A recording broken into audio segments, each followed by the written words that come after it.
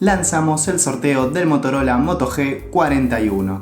Antes de contarles cómo tienen que hacer para participar, les voy a mencionar las principales características de este teléfono. Es un equipo que cuenta con una pantalla de 6,4 pulgadas, con resolución Full HD+, y tecnología OLED. Tiene 4 GB de memoria RAM y 128 GB de almacenamiento interno. También en la parte de atrás tenemos 3 cámaras, siendo la principal de 48 megapíxeles. Después tenemos otro lente que es para hacer fotos en gran angular y el tercero es para hacer capturas en macro. Además, la batería es de 5000 mAh, por lo que puedes estar tranquilo que la batería te va a durar al menos 2 días. Ahora sí, seguramente lo que querés saber, cómo tenés que hacer para llevarte este teléfono.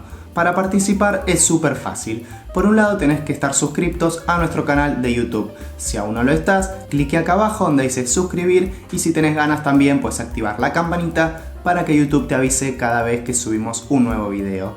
Paso número 2, seguirnos en Instagram. Te vas a nuestro Instagram, el cual es @tecnotecayt y nos seguís. Después buscas la publicación del sorteo, le das me gusta y comentas etiquetando a un amigo y ya estás participando. Mientras más comentarios, más chances tenés de ganar. ¿Cuándo se sortea? El día de cierre es el miércoles 22 de junio. Al día siguiente, el jueves 23, vamos a estar subiendo en el Instagram una historia haciendo el sorteo y mencionando quién es el ganador.